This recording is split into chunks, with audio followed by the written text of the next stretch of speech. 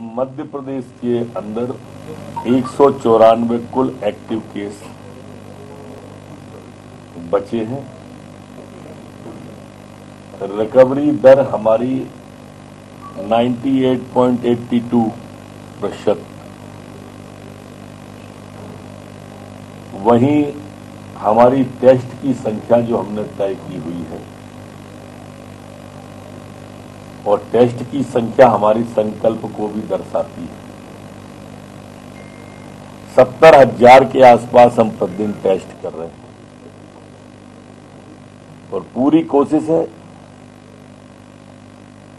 कि कोरोना कहीं भी फन उठाए तो हम उसे कुचल दें।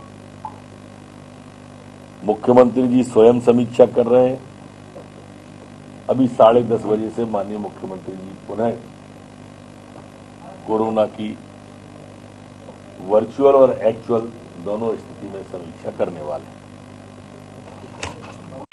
सवाल उठा रहे हैं कि परेशान है, पानी नहीं बरस रहा है, सरकार की मदद नहीं कर रही। डीजल पेट्रोल महंगा है तो ऐसे में राहत की सरकार सर्वे कराता है।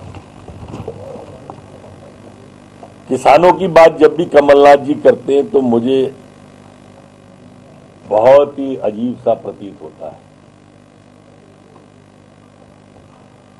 जिसने लिखित में धोखा किसान को दिया वो रिटिन में 10 दिन में 2 लाख का कर्जा माफ कर देंगे और एक का भी नहीं किया हो और वो किसानों की बात करे जो वल्लभ भवन की 5वीं मंजिल से बाढ़ जब आई किसानों के लिए तब नहीं उतरे, सूखा पड़ा तो नहीं उतरे, वो किसानों की बात कर रहे हैं। आप हमसे सवाल करते हैं वादाए अमल का हिसाब किसे दें। सवाल करने वाले खुद गलत हैं, जवाब किसे दें।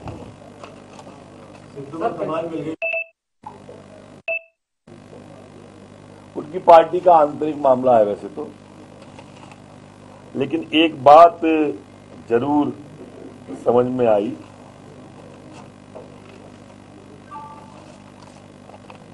जिस व्यक्ति ने पप्पू शब्द की उत्पत्ति की हो, जिसने कांग्रेस को मुन्नी से भी ज्यादा बदनाम कहा हो, उस व्यक्ति को कांग्रेस का प्रदेश का अध्यक्ष बनाए तो ठोको ताली तो कहना पड़ेगी कांग्रेस के लोगों से कि अब तो ठोको ताली। सर पेगासस पर बोल रहे हैं कि मैं तो राज्यसभा में मांगा था और लगातार लीक एक्सपोजर की बात आ रही है। देखो ये क्या है कि विदेशी लोगों के द्वारा सनसनी फैलाने के लिए इस तरह का किया गया है। ये पूरी तरह से कल्पनाओं के स्वर्ग में विचरण करना है इनका विपक्षियों का। इसमें कोई तथ्य नहीं है, पूरी की पूरी तरह से आधारहीन बात है। कल कमलनाथ जी दिल्ली दौरे से वापस आना जा रहा है, क्या रहेंगे या नेता प्रतिपक्ष का पद छोड़ेंगे, या क्योंकि मध्य प्रदेश की उन्होंने कहा कि कमान वो संभालते रहेंगे। बैठकों के दौर तो अच्छी बात है पर छोड़ेंगे एक भी बात नहीं हो। ये आप तय मान के चलना, कमलनाथ जी किसी पद को नहीं छोड़ने वाले। सर उपचुनाव की तैयारी कर रहे हैं कमलनाथ, आज से बैठक लेंगे। उपचुनाव भारतीय जनता पार्टी जीतने वाली है चारों। सर निकाय चुनावों को लेकर कांग्रेस कह रही है कि नहीं करवाना चाहती, बीजेपी तैयार नहीं है, महंगाई है, ये है, कोरोना से मौतें हैं, अभी हार के डर के कारण जो है फिर से तीसरी लहर का इंतजार कर रही है। देखो ये तीसरी लहर का शब्द का प्रयोग जिसने भी किया हो वो अच्छा नहीं है। कौन चाहता है कि तीसरी लहर आए? हमने पहली और दूसरी लहर की पीड़ा भोगी है, उसका दंश सहा है। राजनीति करने के लिए कांग्रेस को और भी तो फोरम है ना। कैसी राजनीति करती है तीसरी लहर का इंतजार कर रहे हैं। एक उनका नेता कब्रिस्तान में जाके मुर्दों से बात करने लगता है, कभी 1 लाख से ऊपर मौतें हो जाती हैं तो लाशों की राजनीति होती है। ये तरीका गलत है कांग्रेस का, मैं अच्छा नहीं मानता इसका। कमलनाथ जी ने क्या बताया कि 3 नाम फाइनल हो गए मुख्यमंत्री के लिए, आज प्रेस कॉन्फ्रेंस करने वाले हैं 4 बजे, शिवराज सिंह बदलने वाले। मेरे ख्याल से तो जो आज अभी आपने सवाल किया ना, कमलनाथ जी एक पद छोड़ेंगे दूसरा छोड़ेंगे, इस पर ध्यान दे देते दिग्विजय सिंह जी तो अच्छा था। आज तक उनकी पार्टी का राष्ट्रीय अध्यक्ष नहीं बन पाया, कार्यकारी अध्यक्ष से काम चल रहा है, उस पर ध्यान दे देते तो ज्यादा अच्छा था। हमको लेकिन ये बात मालूम है कि ये वो किसके कहने से कह रहे हैं। जब वो जारी करेंगे सूची तो हम ये बताएंगे कि ये किसके कहने से कह रहे हैं।